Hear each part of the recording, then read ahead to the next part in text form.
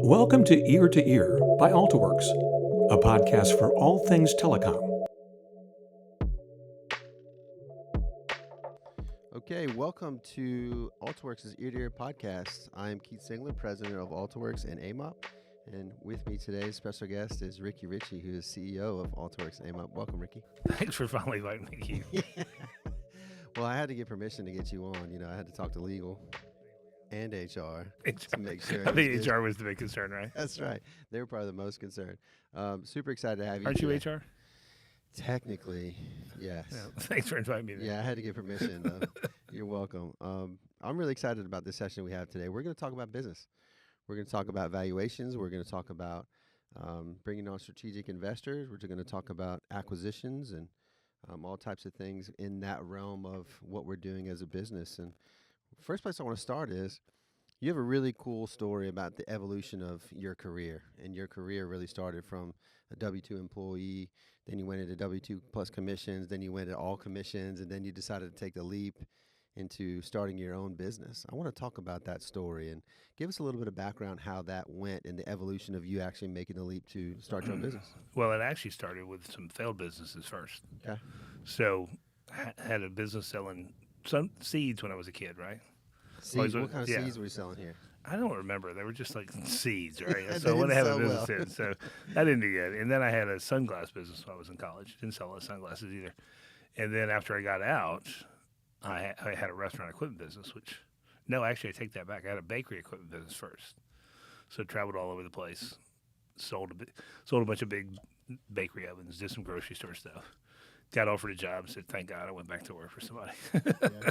So then I quit that job and then started what did I do? No, I take that back. I worked for the Civic Center in Birmingham, running the food service there, which was a huge job. And then I did that in Mobile, which was another huge job. And then got tired of the food business and started a restaurant equipment business. So did that for a couple of years. And then what I realized there was most of my customers were going out of business. 50% of them went out of business. It's a tough industry. Tough business, right? Yeah. Terrible business model. Kept selling the same stuff. So then I decided I want to get in the technology business, and that's how we ended up where we are today. So I went to work for a Bell South partner doing orders, same thing as some of the folks in our office do today, and then quickly got into sales, became their top salesperson. So you just flipped totally from one vertical to the next. You Yeah, said, hey, yeah. I got to get out of the restaurant industry. I got to get into tech. Yeah, for me, it's not really. It's a sales thing, right? Mm-hmm. It's not really a technical thing. Just like our software as a services business, selling voice services. It's all the same, right? It's really helping customers figure out we can have an impact on their business and doing that. So, but yeah, owning my own business has always been about not having people tell me what to do. So not so much as being an entrepreneur, but being able to move quickly through different challenges and not kind of be stuck in the same place forever. I think it's more about that for me than it has been about, starting technology businesses or anything like that. It's more of a personal thing. And then helping other people kind of grow and do the same thing. Yeah, so your personality sort of led you to, hey, I need to make a choice. I certainly don't like to work for anybody else. I would rather somebody not be telling me what to do. I want to be able to call the shots, make bigger impacts, help my customers. Yeah, and it's through about solutions. about the pace of the career, right? Mhm. It's like when you know that you could be doing more and doing things further along, it's sometimes you just got to create your own opportunities. Right.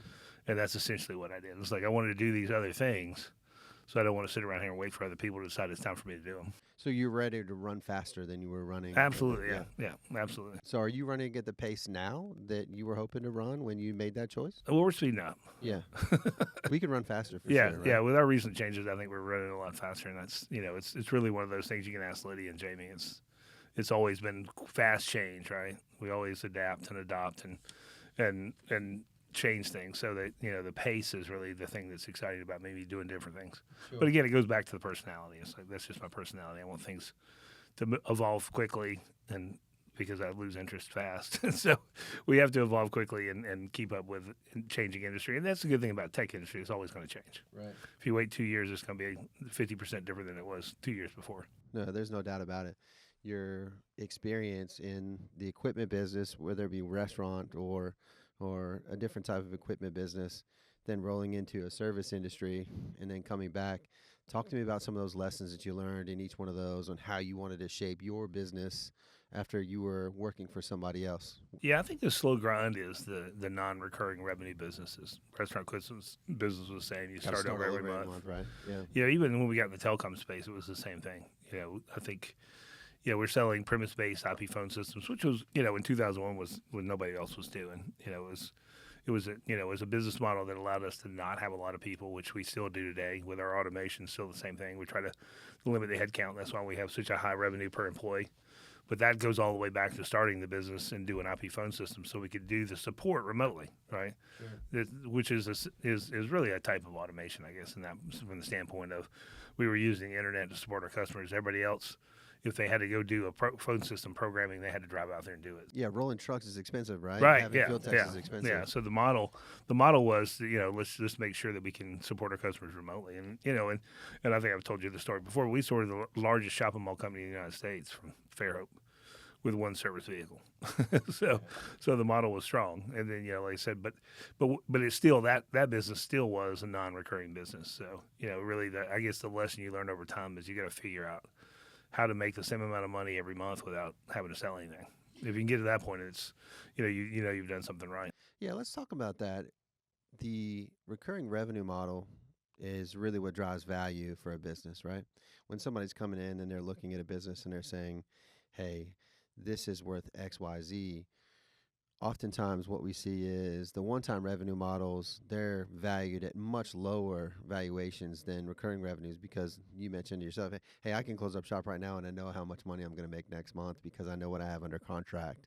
That's valuable. So talk to me about the evolution of how you moved your business from starting over every month to that monthly recurring revenue. Was there a big risk there Oh yeah. when you first took that leap? Yeah, so when we first took that leap was really, we started working on it about 2006, 2007, building some trunking and stuff. And so it was a slow, expensive process, where today it's not. I mean, we went to one of the largest telecom companies, VoIP companies or UCaaS companies in the region, and to ask the white label, and they said, no, we don't do that. So now that conversation would be an easy one. But back then, you had to build your own platform. You had to figure out compliance and taxation and all those things, and all those are easy. So, but it took a lot of time and it took a lot of money. So we went from $2.5 million a year to $865,000 a year. So it's but if you turn around and you start stacking up the revenue as opposed to just doing one-time wax, it grows pretty fast. Yeah. So how did that conversation go with your management team at that point in time when you finally came in and you communicated it to them and said, hey, we need to make a change. We're going to pivot 180 degrees from what we're doing now. How did that go? Was there some fear? Was there some trepidation? Well, the first thing is, and they'll deny it now, it's like, why would we want to build a customer? And even some of the people that supported us, in the industry were like, why would you want to build why would you own the customer? Why wouldn't you rather get commissions? Well, it's just like we talked about earlier. Is once you start stacking those customers up, you don't have to do that much. You and I, remember, we had dinner with some folks in Dallas this past week, private equity guys, and his comment was really kind of validates what we're talking about. He says, we did an exercise where we took out everything in the business and said, what would happen to the business if we just quit doing everything except supporting the customers we have today, right? And how much money would we make? It was like, that kind of tells you the story of the recurring revenue is what drives that business. The other stuff that we're doing, and they were doing, one besides supporting the existing customers, is trying to grow the business. Sure. But at the same time, if you decide you didn't want to grow the business, you just want to live off what you had, you got a pretty long runway there before it probably spirals all the way down to zero. Right. And we've seen some people like that. I think you and I talked to somebody about their business who was doing the same thing. That was just letting it kind of glide down slow path to them being totally retired. They didn't want to sell it. Yeah, there's a big difference between a lifestyle business and somebody is using that to support a lifestyle, and then somebody who is building a business that has tremendous value proposition to where they can start to think about what's the next move. Oftentimes, entrepreneurs don't think early enough about what that would mean for an exit strategy. And in doing so, they miss a lot of steps where they can build some equity value within their business to make it more valuable for when they want to exit. Talk to me about some of those choices that you made within your organization management philosophy, sales philosophy. Talk to me about some of those things that added value to the business to where you can grow it to where you want it, not just today, but also tomorrow. And so the first thing that most people don't think about is, the one thing you have to be able to do is if you decide to exit, right? Doesn't matter how you do it, is to prove to people the value of your business, all right? So that means that when you get to the point where you're ready to exit, the people that are going to acquire your business will require proof that what you did last year, you can do next year, right? Yeah. So a lot of people don't think of it in those terms. It's like the private equity guy or the strategic partner that comes to you and says, hey, I want to buy your business, really wants to know, show me how you can prove to me that you're going to be able to, that we'll be able to do the same thing next year. So when you start out, you really need to start out with that in mind. It's like, I got to build this business where it's clean, it's understandable. People can look at it and go, well, yeah, that makes perfect sense. This is what you're doing. I understand that completely. And we feel like that if we acquire this business, then we can do it again next year. So you got to start that in mind. Is that how do I build my business to when people look at it, it's transparent? We've done that with dashboards. We've done that with making sure our books are right. We're careful with compliance. So anybody can come in and work for us. I mean, I think you could probably see that when you came to work for us in finance, that it was not hard to understand what we were doing and how well we were doing and those kind of things. Yeah. So it's interesting you say that. I want to touch on that. When I was interviewed, the first thing I did was I went to dinner as my first interview. I signed an NDA, and I was shown the financial statements almost as a test. To see what my financial background would lead me to deduce. Were there any math tests involved in that? There was a little bit of math. I didn't write on anything on a napkin or anything like that, but I did use my phone to calculate some quick numbers, right? Because I'm not very good at math. It's also why I'm not in finance anymore. But I signed an NDA and I looked at the financial statements, and I was really surprised at how clean the P&L was, and it wasn't just clean. It was understandable. There were certain sales buckets that made sense that corresponded with cost of goods sold buckets, right? I could easily say, hey, mobility, yes. Sales, cost of goods sold, yes. Wireline sales, yes. Wireline cost of goods sold. And in my head, I can understand the health of those products based on the gross margin. Voice over IP, same type of thing. Other fees and services, and then getting down to the SG&A portion of the financial statements, I was very happy with that. Most of the time when a vice president of finance or a controller position or a CFO position comes open, oftentimes it comes open under some duress to the business. Yeah, right? because things are a There's mess. some stress there, right? They left. Maybe the guy saw the writing on the wall. Maybe they're fired for doing something stupid. But when I looked at the financial statements, I noticed that you guys had put a lot of work. We as an organization put a lot of work into that. Talk to me about a conversation that you had with a banker. A few years back. So really we got the business grew to the point where, and I don't even remember what the dollar amount was, but where we really thought it was a good idea for us to go out and get a line of credit with a bank. Yeah. So a friend of mine was president of the bank, so we took in the P&L, and he goes, this is a mess, and we thought it was actually halfway decent, but then he went through and said, here's the way it needs to be organized to where somebody can look at it and really understand it. And so we went back and rearranged our P&L, rearranged our balance sheet in a way that made sense for a bank to look at it. And we were able to get a line of credit, and we've been borrowing money from banks ever since. So, but it's one of those things that, you don't think about it. Like, you're doing well, you can understand your P&L, but a lot of times you got to really think about it and figure out if you can find somebody that tell you from a different perspective what it should look like, right? Not just what you think it should look like, because it may make sense to you totally. I mean, you may not care, but then at some point in your career, you're either going to want to exit, you're going to go to a bank, maybe you want to do a partnership or roll up or talk to private equity. You really need to start thinking about, what do I need to make this P&L look like so other people can sit down and understand it? Yeah, it's got to make sense, right? It doesn't just have to be clean. It has to make sense. It has to tell the right story about how well the business is doing. The income statement, balance sheet, statement of cash flows. That's the world that I lived in. So understanding that AltaWorks and AMOP had such clean financial statements was something that added value prop for me coming in and looking at the organization as someplace that I would consider working, right? If I came in and I looked at the P&L and the balance sheet and it looked an absolute mess, that's a big red flag for me. You could make yourself look good, though, by fixing it. I could make myself look good by fixing it. The good thing is I didn't have to, right? The good thing is that I was able to understand the business much quicker.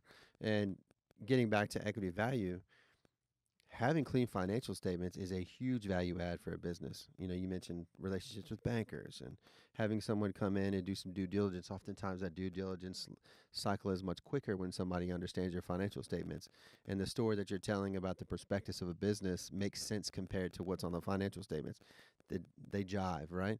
So I think that's a huge value add that we've been able to do. And businesses out there, when they're thinking about how their business is valued, they should spend some time in their financial statements. They should really push themselves and challenge themselves and see, how do I have things categorized? Do they make sense?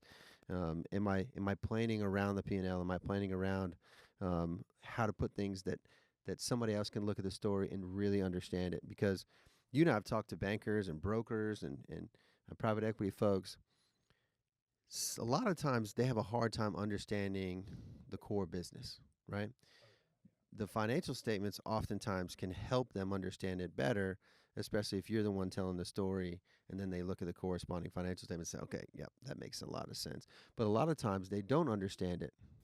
And Yeah, having 'cause messy financial statements make it even worse. for Yeah, them. ultimately, at the end of the day, I didn't realize it was going to turn into an accounting conversation. Oh, well, I mean, it's But, sometimes it you know, will. really, at the end of the day, what they're trying to figure out is how to make my money back, right? Sure. So if you make it so complex that they can't look at your P&L and say, well, I see a path for me to get my money back or grow this business in a way that allows us to do another exit down the road, because they're buying it not to own it forever, right? Just like, you can never convince me that anybody starts a business and doesn't at some point think that they're going to sell it, right? Most people don't leave it to their kids. Like I said, I'm trying to think maybe one or two people I've known in my entire career that actually left their business to their kids. It's 70% of business, I don't know who told me this the other day, are sold because somebody wants to retire. So that if you're not thinking about it now, you need to stop and say, hey, why did I start this business? Did I start this business because, I got tired of working somewhere else? But ultimately, at the end of the day, it's like you're going to have to stop working in this business at some point. Yeah. So that means you're going to either try to sell it, or you're going to, you're going to try to maybe do a roll up with somebody else and make it bigger and then sell it. But like I said, if you're not thinking about it from day one, then like you said, it's going to cost you a lot of money at the end when you finally just say, hey, I'm 65 years old, I want to retire. I'm 50 years old, I want to retire, or I want to go do something else. We've talked to some folks that really just got into business because it was a family business and ultimately decided they wanted to go do something else. Right. So along the lines of making sure that you have the right things in place and clean financial statements is a really big choice that you made to bring in the right management team. So as you've built this business, your management team has kind of, it's swelled some, it's contracted some. You have had some turnover on the executive team, but talk to me about how important it is for you to find the right people to be in the right seats and how that's added value to these organizations. So ultimately, it goes back to this conversation about who you're going to sell your business to, right? And to prove to them that they can grow the business and make more, which means that you have to prove to them that the business doesn't need you, Sure. right? So that's a really interesting point. That's what you have to do. It's hard to do because you love doing it. You wouldn't be doing it if you didn't enjoy it. But ultimately, at the end of the day, you have to figure out how do I get myself out of this and make it run by itself. And that's really the goal you should have too, as well as being, having clean financials, making sure that you can run the business without you, right? Which makes it nice too, because like I said, one time somebody came to me wanted to do a roll up and said, hey, we can put these 5 companies together and we'll all grow faster and be worth more money. And by the way, you can do whatever you want to do. It's like, well, I already do that. Yeah. I already have that job. So that's not a real good sales pitch. But that was because we really tried hard to make sure that the business could run without me. Now, that doesn't mean to say that I don't bring value, but at the same time, if I stepped away, it wouldn't inhibit the operations of the business at all. Yeah, you've put a lot of time and effort into making sure that was the case. I mean, during COVID, you were out for probably a month, yeah, almost a month. And when you came back to the business, it was still healthy, it was still running. The management team had done a good job of steering that through those hard times. I really don't think y'all know I left. You were certainly missed, but you'd put in a management team in place that knew the direction and understood what was on the VTO, right? And understood what the North Star was. So you just keep working towards that, and when you jump back in, it was a seamless transition, right? Yeah, it's just really just bringing value. It's really, you almost have to divorce yourself from the operational process other than making sure that you have clear goals and everybody understands those goals, and you have the right people Sure. in the right seats. And part of that was EOS. Yeah, You know? absolutely. Having EOS has made it. We were already at the point where it didn't need me, but it really having EOS, really put the guardrails around a lot of stuff and it made communications better. I think that was the big challenge, was the communications piece. Yeah, communications, accountability is a big deal accountability too. We've had some issues with that for sure. Yeah, having a certain level of accountability from the top to bottom and being able to put it into practice in a management solution like EOS from the top to bottom. If you don't have that level of accountability from you all the way down to our most newest, our brand new employee, if we don't have that level of accountability, it just kind of goes off the rails. And you might as well not do it. Totally, right? yeah. Because I've had people work for us that claim that they knew EOS backwards and forwards, but the big piece that they missed out on was the accountability piece. Because that's really, accountability is really probably more important than anything else in the EOS. Is either people hold themselves accountable or the organization hold them accountable to what's in their seat. If that's not happening, then the whole thing falls apart. Yeah, and all those things kind of go into accountability, the communication, the follow through, all that's about accountability, right? The Yep. meeting cadence, so it's all about accountability.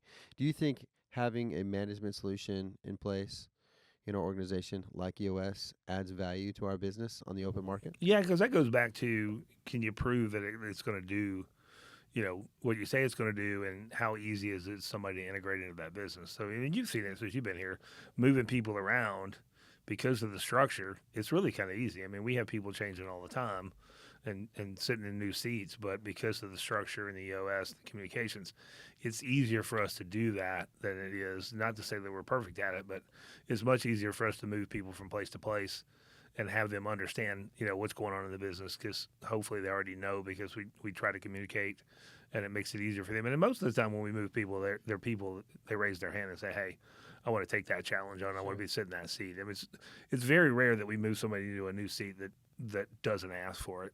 I mean, I can't really think of a whole other, well, no, even you. As for Even me, I sales, was gonna right? say, hey, I did that. Yeah. So, but really, if you think about it, I can't think of an instance where we told somebody they had to change jobs. That did, we said, hey, we have this opening. Does anybody want to take it on? And almost always somebody raises their hand and says, I'll take it. Yeah, it's interesting from being here for 2.5, almost 3 years.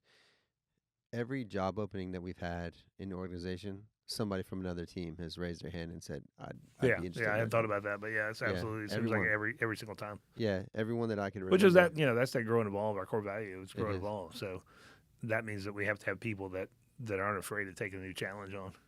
Yeah, that's another point, is our core values. Do you think having a strong set of core values adds value to the business? Well, yeah, it does. I mean, we already had the core values that we had. It took us only 12 to 15 minutes to do our core values when we got to that part in EOS.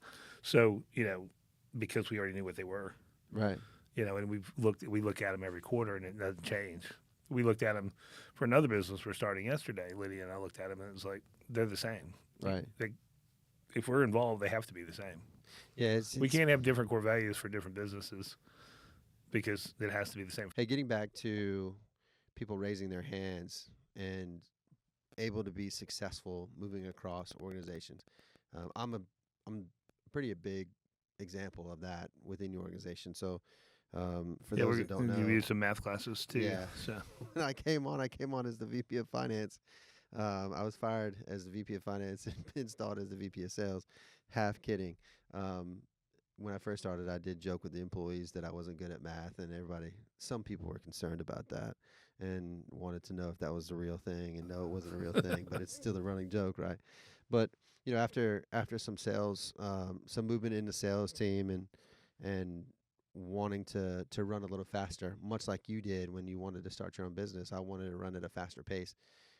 I raised my hand and said, yeah, I spent time in accounting and decided that that's boring stuff. And we spent way too much on accounting on this podcast too. So we're trying to transition into some more. It's a good education for running a business. But it is. Well, yeah, but it is. But I raised my hand and said, hey, how can I help in this area? I have zero sales background, right? The beautiful thing about that is we have a sales philosophy in the organization that's around the Axiom Sales Kinetics philosophy. So take a couple minutes and talk about what Axiom means to you, why you chose that sales philosophy to instill in the organization, and how you've seen that grow our sales over the last few years. So I was introduced to Axiom in 2006, and it's probably the most meaningful thing. And Bob still talks about it today. Bob Nichols is the founder of Axiom and business partner and great friend. But the one thing that I got out of a sales manager training class that was sponsored by GTE, because we sell 3Com phone systems, was that you really have to find your differentiator, right? And that takes time. I mean, it's taken a lot of time, but it's also, I think one of the things that I got out of Axiom more than a lot of people have is it really has to be a systemic thing, right? It's individualized for sure from the training standpoint of trying to make you more proficient and understand how to really talk to somebody about their business and understand what it is that they're trying to accomplish and see if you fit into that at all. Mm-hmm. But like I said, when you start looking at it on a business level, as your company, it's like what makes us different. So we went out. It took us a long time to do it, but it's like that. That story I told you about taking Forrest to Las Vegas and saying, go into that room right there, and it's a 500,000 square foot expo hall, and say, go in there and see how many people do what we do. And he came back and said, everybody. And so really the goal there has always been, how do we build things that are different? We did that initially with selling voice over IP phone systems, because not many people were doing that. But over time, everybody caught up to us, and we had to go back and say, hey, wait a minute. We're not different anymore. We're the same as everybody else. So let's go back and find ways of doing that. So we did that with Catapult. We've done that with AMOP. Sure. Those are things. If you look at AMOP now, we have people, huge companies that are international companies that are looking around trying to find things that are the same as ours, can't find them. Yeah. So really the first thing is, Axiom, if you take the standpoint of, hey, it really is what makes us different. And it's all based on business impact. It's not like a lot of people, and I see this all the time in our business, is they come up with really cool stuff that solves zero problems, right? Just because you think it's cool doesn't mean it solves a business problem. Mm-hmm. So you have to really start out with that, looking at everything that you do as a business is, what problem are we solving? What impact are we having on a business? And then you have to drill down to the individual level, the seller, like yourself. When you get in, our goal as a company is to have the most positive impact on you by helping you be more proficient, giving you the right environment to sell, having good products, having the right support, having us execute on your sell. Because I know that's, in my sales career, I've been in places where I outsold the company, right? Mm-hmm. The company couldn't keep up with what I was doing. That's one of the reasons I'm in technology and not in the food business, because I was selling in the food business and those people couldn't keep up with what I was selling and delivering it. So it's like, maybe I'll try technology. Because I've always had a little bit of hand in technology. When I worked for Marriott and Aramark, I did some technical projects. But, really it comes down to, how do we have the most impact on business? How do we have the most impact on our sellers and customers, and helping them grow and be more efficient? That's the conversation you and I've had recently about some of your sellers, is how do you help them become more proficient? Because, the formula is sales is the output of activity times proficiency. Yeah. It's not, you're not managing sales, you're managing the activity, and you're managing the proficiency. And the output just is sales. You don't manage sales. Right. And for us, we've been able to grow sales tremendously with a small sales team. Yeah, we had dinner with those folks in Dallas the other day, and I said, guess how many salespeople we have? He's like, he thought it was way more than 3. Yeah, it looks like it's way more than 3, but Axiom is really what sets us apart from other technology companies that don't sell through that method. Axiom really allows us to be a wonderful listener, right? I tell people all the time, if you learn how to sell through Axiom, which adds tremendous value to the customer and, by and large, to the business as a whole, if you're a good listener, a prospect or a customer will tell you exactly what you need to know in order to build the right solution. That one thing you pointed out to me, and it's that one thing that I think I'm good at, is finding that one thing in the conversation. That one thing. It's like you look at some of the deals that we've closed recently, it was like that one thing the guy said that a lot of people would have just breeze right by. A 10-second snippet in an hour-long conversation can mean the deal. It's right? like, hey, I'm trying to do this. I'm trying to do that. It's like, hey, I just want to be more proficient. It's like, that doesn't have anything to do with price. Yeah.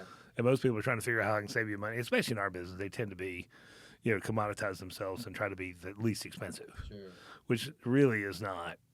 Axiom teaches you is like, it's about business impact, whether it's making them more efficient by automating some processes for them, or sometimes it's about reducing expenses, which doesn't necessarily mean that your product is cheaper. Maybe you've made them more efficient and they can eliminate some labor or, different things like that. So once you eliminate labor, guess what? You just reduce their insurance costs. Right. You just reduce their rent their rent costs. So now all of a sudden you've made their business, you reduce their expenses not by sacrificing the price of your product, but by building solutions that help them become more efficient. Yeah, we say it all the time in the business. It's business impact first, technology second, right? Right. I've had the. That's why I say I'm not a technology guy. I'm really a business guy and a sales guy. I would consider myself the same. I'm more of a business guy than anything else, and trying to find that solution is really what sets us apart. That's why our sales are growing so fast, and this year, especially seeing the rocket fuel that's been added to our business through really being more proficient at Axiom has added a ton of value to our business. I'll tell you a funny story. I've had the privilege to interview and hire for several sales roles over the last year, and I had a guy tell me that he could sell ice to Eskimos, and like as his tagline, and that interview lasted about 30 seconds longer. Right. Then it ended 30 seconds after he said that, because that's not who we look for. Yeah, Eskimos don't need ice. Yeah, they don't need it, and we're not in the business of selling something to a customer that they don't need, or it's not a solution that's going to impact them. For me, having Axiom in our sales culture as our sales methodology for us adds a ton of value. And for entrepreneurs out there, business owners, business leaders, if you don't have a sales solution or a sales methodology and you're trying to wing that on your own, Axiom is something that can add a ton of value to you. Yeah, and I think too, what a lot of people miss, and I asked this question with Bob when we were in Jacksonville that last time, was like, who are the best Axiom sellers, right? Mm-hmm. Who gets it, right? Because Most not everybody successful, gets it. Because some people think selling is about tricking people into doing stuff. And it has nothing to do with that. It has to do with figuring out how you have an impact on their business. Because if you can't, then you need to move on, because you only have a certain amount of time in your week, right? Right. But what Bob said, and this makes total sense to me, is like, people in finance and sales engineers are the ones that really do the best in Axiom, because they understand about ROI and business impact and that kind of stuff. Just from the nature of being in finance, you look at everything from how is this going to impact the business, right? When you make a decision on, what cheap staples to buy, like Noah does. He buys the least expensive staples because he's trying to have the most positive impact on the business. But it goes back to that, where it's like a lot of times sellers, if you look at people that have been in sales, and they have 12 different jobs and they work 2 years, that's because they're unsuccessful. Because they think that selling is, hey, here's my contract, press hard, sign, that's, I'm going to pressure you into buying something, or I'm going to trick you into buying something. And it has nothing to do with that. It has to do with you being able to recognize how you can have the most positive impact on their business, or help them achieve whatever that gap is. They say, hey, I'm here today and I want to be here tomorrow. And if you can help them with all that stuff in between today and tomorrow, then you'll win the business. Yeah, it's interesting. The business impact question can go both ways, right? You can talk about, and we've talked about financial statements, a good culture, core values, a sales methodology, a management philosophy. All those things add value. Tell me about some things that you've seen either inside our organization over the years that you've tried to root out, or with people that that have owned businesses, that have choices that they've made that have devalued their business, that have actually made their business turn and go the other way. What are some things you've seen that really have hurt them when they're looking to the exit strategy and they've decided either to do A or B and they've chosen wrong? What are some of those things? Well, that kind of goes back to our original conversation, right? It's like, how does a business owner make his business transparent to somebody that comes and looks at it, right? Mm-hmm. So if you go back and look at Catapult's a billing as a services platform, compliance as a services. We have several large customers, a lot of our Catapult customers come to us because they know that they're deficient in that area of compliance and billing, right? They say, I got to fix this, because now all of a sudden my business is billing $10,000 a month or $15,000 a month. It's become important to me. Now I got to make sure it's right. Mm-hmm. And so we see that time and again where they come to us and say, hey, help us fix this deficiency in our business so one day we can exit. And that's exactly what people do, because a lot of people understand that, hey, I'm devaluing my business by not doing this, or I'm putting myself in a position where I might get fined, right? Yeah. So, when you look at Axiom, it's not all about, sometimes it's about efficiency, sometimes it's safety, security. It's about, how do I protect my business a lot of times, because people buy based on fear most of the time. It's like, I'm afraid that I'm going to get fined, or I'm afraid my business is not going to be worth as much. So Catapult really fills that gap. That's a good example of how, we look at somebody's business, say, hey, I want to sell this business one day. Well, let me tell you how to do that. I'm going to give you Catapult Buildings and Services so you don't get dinged for compliance. And then I'm going to give you a product set that's going to help you grow your revenue. And now all of a sudden, those two things grow the value of your business. Yeah, we've talked to, well, part of my job, taking a step back, part of my job responsibilities is to go out and identify opportunities for us to buy other businesses. Right. And in doing so, we have found that during the due diligence stage, there's a lot of telecom companies out there that miss the mark on very basic telecom taxation and compliance principles, and in doing so, are not candidates for us to buy. Right.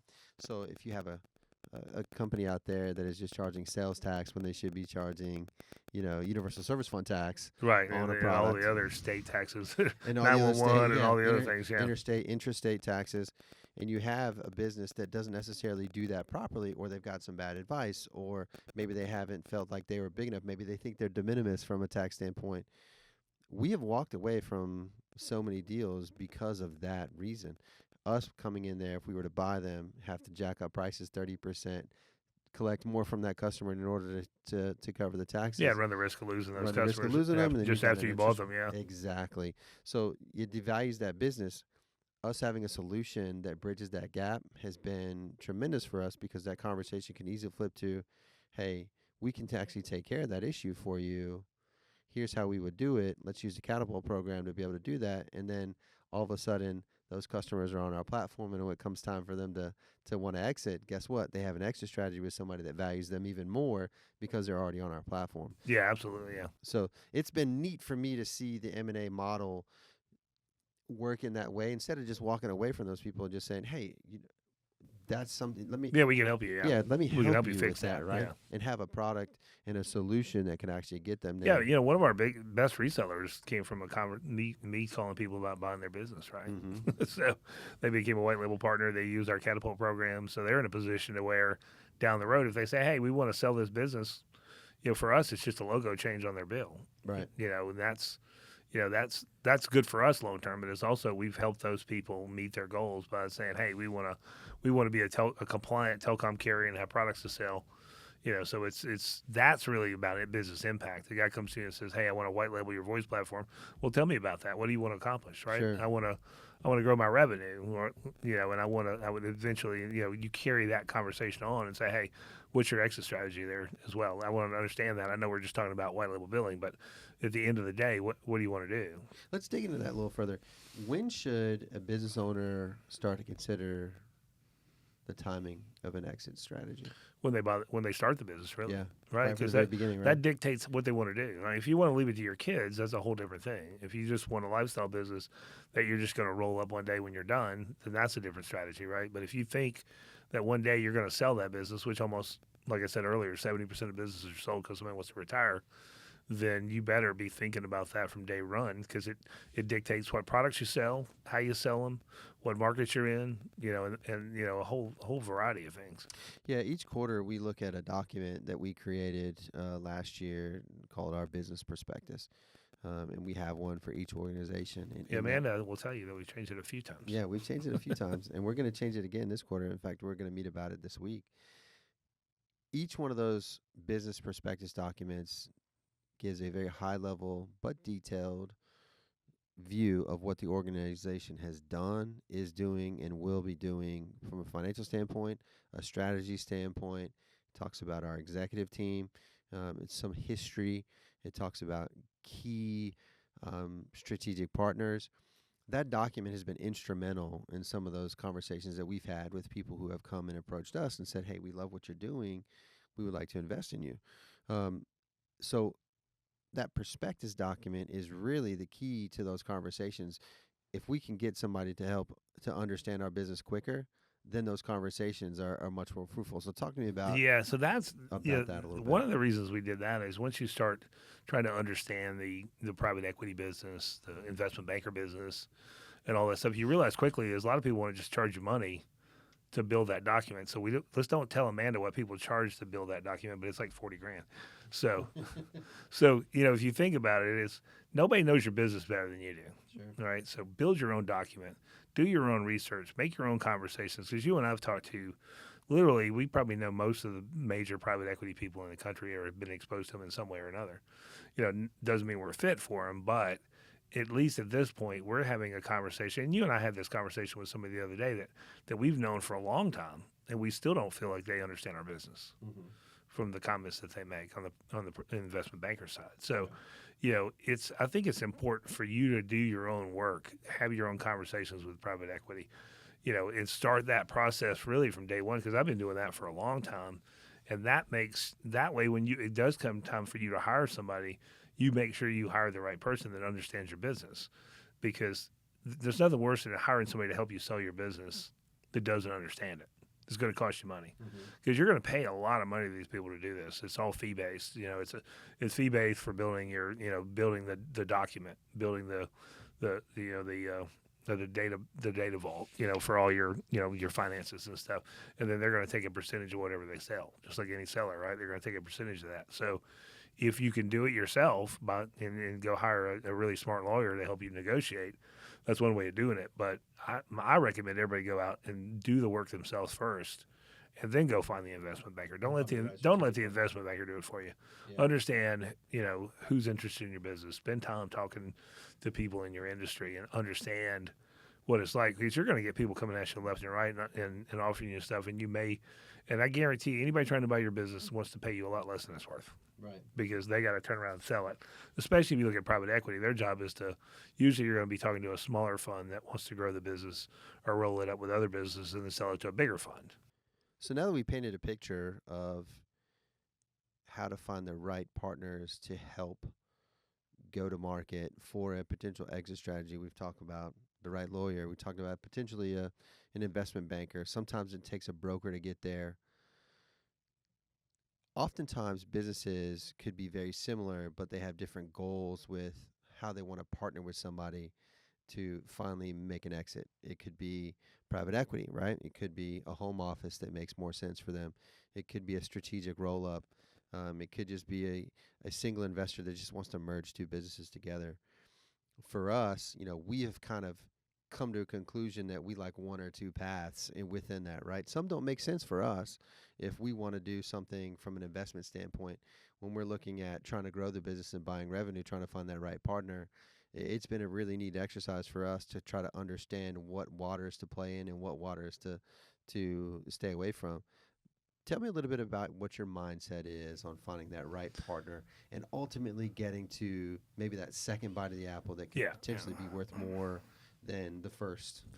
Yeah, so I think the strategy you have to think about is do you have a bunch of people you care about, right? So strategic purchase means that somebody just comes buys your business because they want to grow their revenue, and you may not necessarily keep everybody around. They may, transition everybody. So you have to be careful there. It depends on, we've been in business for 20 years, and we have people who've been with us for 20 years. Sure. So those considerations are different. I think, and then we have the software as a services business, the AMOP business. People look at that differently. So, is it family office? Is it private equity? Is it venture capital? I think we're way past the venture capital point, so that's not a consideration for us. But, private equity guys will either, if they don't look at your business as a platform, they just want to find some other people to bolt you together with and grow that. So that may not be a fit for you. But ultimately, at the end of the day, if you want, they'll want you to stay in, help them run the business, and get what they call the second bite of the apple. So what you have to be careful of is who you're going to business with. So if it's a roll-up, for example, how well are the other people doing that are already in the roll-up? Do they have a good sales strategy? Just because they're going to write you some money and say, hey, we'll keep 25% and we'll grow this and sell it again, you need to make sure that they prove to you. Now it becomes your responsibility to have them prove to you that they can do what they say they can do. Yeah, you're a dog slayer. You hit yourself to other people's right. dogs. It's like, you're only as good as the worst dog on that dog. Exactly. So you see that a lot, and and they don't. It's really surprising to me because we've asked that question to some people. It's like, well, tell me how everybody else is doing. It's like the guy was like, nobody's ever asked that question. It's like that doesn't make sense. If you're going to go into business with other people, you better know how good they are at doing that. So that was interesting. If you look at family offices typically they don't have to have a $20 million business. They may want to do a $5 million business, $10 million business, or look at, as a software as a services. So you really need to understand what the magic number is. I know years ago, everybody was like, when you get to $10 million, that's the magic number. Right now, the magic number is $20 million. So the bar moved. But when you look at software, if you're in the software business or managed services, they tend to look at that differently. And so I've seen a lot of really small ones, get bought, but usually those are strategic purchases. And so you get really around $20 million, you're never going to have private equity. You're going to be really strategic, or you maybe be part of a roll-up or something like that. So it really is complicated and complex. And if you want to stay in and get a bigger bite, because a lot of people will find that, they'll sell their business, and then later on they'll actually, the second check they get will even be bigger. Sure. So, but you got to make sure that you're going into business with the right people. Yeah, it's a choose your own adventure model as well. You mentioned it off the rip. It's do you have a platform? And do you want that platform to survive after you exit? Yeah. If the answer is yes, and you want to maintain the employee base and then maintain the identity and the branding of the business, and then hopefully potentially whoever you bring in as a strategic investment partner sees you as that platform, then they could bolt on other things to you. That grows the equity value tremendously, and then that gets you to the second bite of the apple. If it's a home office and they want to do buy and hold, and that goes back to our earlier conversation about making sure that people understand your business, right? Right. Making it transparent and telling your own story by doing your own prospectus. That's the thing that really is the key. Is like you got to own that story, and you got to manage that story and tell that story. Don't let somebody come in and look at your business and try to tell you what it is, right? Make sure that you're already talking about that from day one. It's like, this is what we think we are. This is where our value is, and own that conversation. Otherwise, you're going to get drug along, and you're not going to get as much money. Yeah, and if you're entertaining those conversations with potential investors, understanding what their model is right off the bat really helps to cut down on needless conversations or time spent on due diligence, and you get the legal and you're like, wait a second, this isn't the structure that I want to do. What I want it really saves a lot of time if you understand those partners that you're entertaining or potential partners that you're entertaining. I weed through those quite a bit, right? You used to have to weed through all of them. Yeah, and then I've found a sucker to do that for me. Right, now But if you think about it, it's the biggest sell you'll ever make, right? Yeah. So why wouldn't you spend as much time as you would selling just a regular customer? And a lot of people don't. I really get the impression they don't really spend as much time thinking about the largest deal they'll ever make is the one where they sell their business. Right. So you need to make sure that you're an expert on all the things associated with selling a business. Don't rely on other people. Eventually you'll have to hire some advisors and stuff, but if you're not well versed in that, you're going to get taken advantage of, and you may never even know that it happened. Yeah, there's a lot of homework that needs to be done, a lot of time and consideration that needs to be done in order for you to have those right conversations and to get in front of the right people. One of my favorite parts about doing what I do here is helping other businesses grow their equity value. The Catapult side of our business is one of the fastest growing segments of our business. That story is all about, let us help you build, let us help you teach. We will teach you, we will consult with you on how to get where we've gotten, so that when you're ready, you're able to have a nice, clean, ready package, and then you can go and choose whatever strategic investor you want or whatever exit strategies you want to get. Do you want to roll up? Yeah, is that fine with you? Yeah, I got 2 or 3 employees. Let's go ahead and roll this up. Or I've got 50 employees and we're a platform. Bolt some other things onto me. Or is it something more of like a merger? 2 like businesses come together and really grow that value. It's really choose your own adventure, and that's what's really cool. But it is my favorite thing to do, which is to talk to new resellers or folks that want to get into that game and have us help them build those strategies. What's fun about that is some of those people buy a bunch of our products and solutions. Right. Other ones don't, and that's fine. And we can grow with them in different ways. But I love that teaching and building side, and we've positioned ourselves in the industry to be able to do that. And it's really based on the story that we've already lived, which is a tremendous value to us, because we tell that story and they're like, hey, I want to be like you. Yeah, well, we're teaching people to do what we did, right? That's exactly right. When we did it was very, very expensive and much harder to do. Now it's easier and less expensive, but we spend our time teaching people how to sell mobility, or teaching them how to sell white label voice, or teaching them how to do billing and compliance correctly, or back office as a service where, Sure. we've got one right now we're working on. We're helping them fix their P&L to make their P&L transparent. I mean, Right. it's not really that we're accountants, but we are people that understand the positive impact that can have on your business. So we're helping people do that. That's the gap we're filling, right? Yeah, the barrier to entry to become a carrier now is much lower with these solutions than it was when we became a carrier, 15, 20 years ago. It cost a ton of money and a ton of time, and you had to redo your whole business, with things like Catapult and our back office service solution, helping them build that and then give them the time to focus on growing their business through sales and allowing us to help them do the other things that we've been successful in and know that it's going to be done right because we've gotten here, is a lot of fun. And those conversations, having those strategic conversations with those customers, those resellers, and teaching them what it means to grow that, it's helping us grow our business, and it's been a huge value add to them, but also to us. So I've really enjoyed this conversation. Yeah, it's been great fun. We should Yeah. do this again sometime. We should. Not in an airplane. I should invite you again on the podcast. So thank you so much for your time, Ricky. It's been fun to be a part of this and watch us grow. I can't wait to take the next steps that we're doing as an organization, but also it's really fun to help other organizations take these next steps. And hopefully we've shared something today that will help somebody on their journey as well. Thanks. Thank you.